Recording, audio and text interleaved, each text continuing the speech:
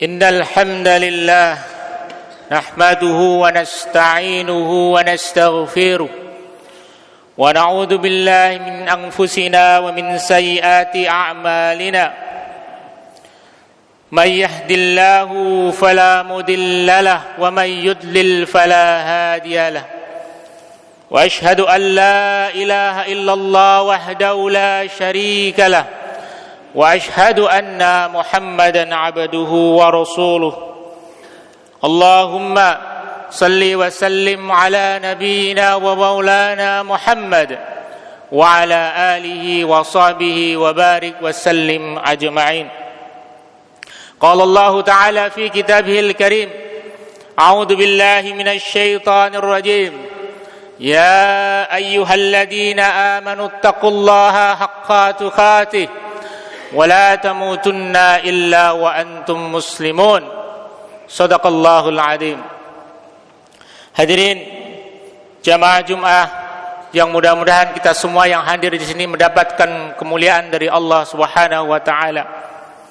Marilah kita memuji Allah tabaraka wa taala, bersyukur kepada Allah tabaraka wa taala masih diberi kesempatan sehat wal afiat, dan tentunya nikmat yang utama yakni nikmat iman, nikmat Islam.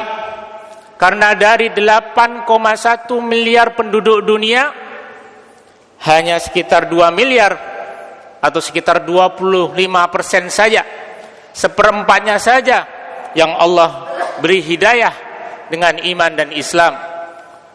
Oleh karenanya kita hadir di majelis yang mulia ini, jamaah Jumat. Mari kita syukuri bahwa kita salah satu di antara 25% rasio tersebut. Bersyukur kepada Allah, yakni apa-apa yang Allah dan Rasulnya perintahkan, kita laksanakan. Apa-apa yang Allah dan Rasulnya larang, kita hindari dan kita jauhi sekuat-kuatnya. Inilah konsep dasar takwa yang Rasulullah SAW senantiasa mengingatkan umatnya dengan mengulang-ulang surat Ali Imran di setiap khutbahnya. Ittaqullaha haqqa tuqatih. Wahai kalian yang merasa beriman, bertakwalah kepada Allah haqqa tuqatih, dengan takwa yang sungguh-sungguh dan cara yang serius. Dan wala tamutunna illa wa antum muslimun, dan jangan sekali-kali kita wafat kecuali dalam keadaan muslim. Hadirin ma'asyiral muslimin rahimani wa rahimatullah, tak lupa salawat serta salam marilah senantiasa kita sanjungkan kepada baginda kita yang mulia Rasulullah Muhammad sallallahu alaihi wasallam. Jemaah sekalian, seperti kita ketahui bersama bahwa Islam adalah agama yang sempurna. Apa jaminan bahwa Islam ini adalah agama yang sempurna? Cukuplah ayat dari surat Al-Maidah ayat 3. Allah berfirman, a'udzubillahi minasyaitonirrajim. Al-yauma akmaltu lakum dinakum. Pada hari ini telah aku sempurnakan untukmu agamamu, kata Allah. Wa atmamtu alaikum nikmati wa raditu lakum, dan telah aku cukupkan kepadamu nikmatku, kata Allah, al-islama dina, dan telah aku ridhoi Islam sebagai agama bagimu. Cukuplah ini menjadi jaminan, stempel langsung dari Allah Subhanahu wa taala bahwa Islam adalah agama yang sempurna. Dan bukti bahwa agama ini adalah agama yang sempurna, tidak ada satupun yang luput di kehidupan kita ini yang tidak dibahas di dalam Islam. Tidak ada sisi kehidupan yang luput dari petunjuk Al-Quran dan sunnah baginda kita yang mulia Rasulullah Muhammad sallallahu alaihi wasallam. Selanjutnya para jemaah, kita akan membahas kesempurnaan Islam ini dan coba akan kita kaitkan yang saat ini kita rasakan bersama. InsyaAllah di akhir tahun ini mungkin sebagian dari kita atau saudara-saudara kita merencanakan perjalanan keluar kota, atau yang biasa kita sebut dengan bersyafar. Mungkin akan berlibur, mudik, menghadiri sanak keluarga yang nun jauh di sana, atau bahkan menjenguk orang tuanya di luar kota. Lalu pertanyaannya, wahai saudaraku, adakah petunjuk dari agama kita yang mengatur tentang aktivitas perjalanan atau safar ini? Adakah petunjuk pelaksanaan? Adakah petunjuk teknis dari aktivitas safar ini? Dan dengan pertanyaan ini, mari coba kita buktikan apakah agama Islam ini adalah agama yang sempurna. Jemaah yang dirahmati Allah tabaraka wa taala, ternyata Islam ini memberikan petunjuk yang jelas bagaimana cara kita bersafar dengan baik sesuai dengan Al-Quran dan Sunnah baginda Muhammad sallallahu alaihi wasallam. Tata caranya adalah kurang lebih sekitar 4. Yang pertama, tentunya kita luruskan niat kita bahwa safar kita ini adalah dalam rangka mengharapkan ridho dari Allah tabaraka wa taala. Seperti mungkin menuntut ilmu, bersilaturahmi ke sanak saudara, bahkan mungkin ada sebagian dari kita yang menafkahi keluarganya karena harus bersafar. Tinggalnya di Sukabumi, kerjanya di Jakarta, bahkan tiap pekan dia bersafar. Kemudian puncaknya mungkin dia bersafar karena dalam rangka dakwah. Karena Rasulullah Muhammad sallallahu alaihi wasallam bersabda, "Innamal a'malu binniyat." Segala sesuatu, amal perbuatan itu tergantung daripada niatnya. Ini yang pertama.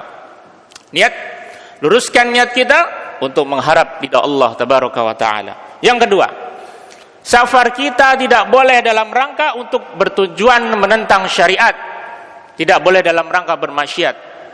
Karena tadi kita mengharap ridha Allah, tentunya amal kebaikanlah yang kita lakukan. Yang ketiga, wahai saudaraku, tuntunannya adalah ini menjadi spesial dalam ajaran Islam. Karena setiap aktivitas di dalam Islam ada doanya. Dan tentunya doa bersafar itu diajarkan oleh baginda Rasulullah Muhammad sallallahu alaihi wasallam di dalam hadis riwayat Muslim nomor 1342. Rasulullah sallallahu alaihi wasallam bersabda, "Kana idastawa ala ba'irihi kharijan ila safar kabaro salasan summa qala." Kemudian mengucapkan yaitu doa ayat surat Az-Zukhruf ayat 13 dan 14. Barang siapa yang bersafar, maka Rasulullah sallallahu alaihi wasallam mengajarkan salasan kabaron salasan, bertakbir 3 kali, Allahu akbar, Allahu akbar, Allahu akbar, summa qala, kemudian mengucapkan subhanalladzi sakhkhara lana hadza wa ma kunna lahul muqrinin wa inna ila rabbina lamunqalibun. Inilah doa petikan dari surat Az-Zukhruf yang Rasulullah sallallahu alaihi wasallam mengajarkan kepada kita semua, yang artinya subhanalladzi sakhkhara lana hada, maha suci Allah yang telah menundukkan semua ini untuk kami. Jadi mungkin dulu apabila naik kuda karena kudanya liar, Allah berikan izin sehingga kudanya itu bisa jinak dan bisa kita tunggangi. Begitu pula kita sekarang naik sepeda motor, naik mobil, besi itu adalah keras, tapi Allah izinkan besi itu untuk dibentuk untuk menjadi sebuah mobil, maka itu adalah kemuliaan atas izin Allah tabaraka wa taala. Padahal sebelumnya kami tidak mampu menguasainya. Wa ma kunna lahul mu'rinin wa inna ila rabbina lamunqalibun, dan sesungguhnya kami akan kembali kepada Tuhan. Jadi kita sandarkan semua kepada Allah bahwa kita bersafar dengan apa yang telah diizinkan Allah dengan menaik kendaraan. Selanjutnya, tuntunan berikutnya para jamaah yang keempat, menghindari bepergian sendirian apabila di malam hari. Sebagaimana sabda Rasulullah sallallahu alaihi wasallam, "Lau ya'lamun nas ma fil wahdati ma a'lam ma syara rakibun bilaili wahdah." Seandainya manusia itu mengetahui bahaya bepergian sendirian di malam hari sebagaimana yang aku ketahui, kata Rasulullah, maka niscaya tidak akan ada seorang pun yang bepergian sendiri pada malam hari. Sebisa mungkin ada partnernya. Kalau itu dalam satu rombongan, sebisa mungkin ada amirnya. Kemudian yang terakhir, tentunya adalah ini adab, yakni berpamitan kepada keluarga yang ditinggalkan. Seraya mendoakan, astaudi'ullah dinak wa amanak wa khawatima amalik. Aku titipkan kepada Allah agamamu, amanahmu, dan akhir dari amalmu. Inilah kurang lebih 5 tata cara bersafar sesuai dengan tuntunan agama kita agar mendapatkan ridho dari Allah tabaraka wa taala. Selanjutnya, apabila kita sudah mengikuti tuntunan ini, lalu benefit apa yang kita dapatkan? Privilege apa yang kita dapatkan apabila kita melakukan sesuai dengan tuntunan dari baginda Muhammad sallallahu alaihi wasallam?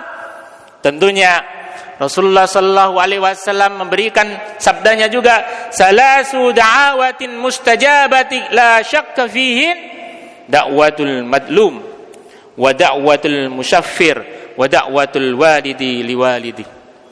Ada 3 doa yang tidak diragukan pengabulannya oleh Allah Subhanahu wa taala. Yang pertama, doa dari orang yang dizalimi. Yang kedua, doa yang sedang dalam bepergian atau doa seorang musafir. Dan yang terakhir adalah doa orang tua kepada anaknya. Inilah privilege, keistimewaan apabila kita bersyafar sesuai dengan tuntunan dari baginda Muhammad sallallahu alaihi wasallam, maka kita memiliki potensi untuk agar doa-doa kita dikabulkan oleh Allah tabaraka wa taala. Bersyafar sambil berdoa. Apa yang menjadi munajat kita doa kepada Allah tabaraka wa taala dan berpotensi untuk dikabulkan. Oleh karena itu, mari kita manfaatkan momentum ini, kesempatan ini dalam bersyafar hadirin dengan memperbanyak doa, baik untuk doa kebahagiaan dunia maupun kebaikan di akhirat. Barakallahu li wa lakum fil Qur'anil azim wa nafa'ni wa iyyakum bima fihi minal ayati wa dzikril hakim. Aqulu qawli hadza wastaghfirullah li wa lakum wa lisairil muslimin kulli dhanbi fastaghfiruhu innahu wal ghafurur rahim.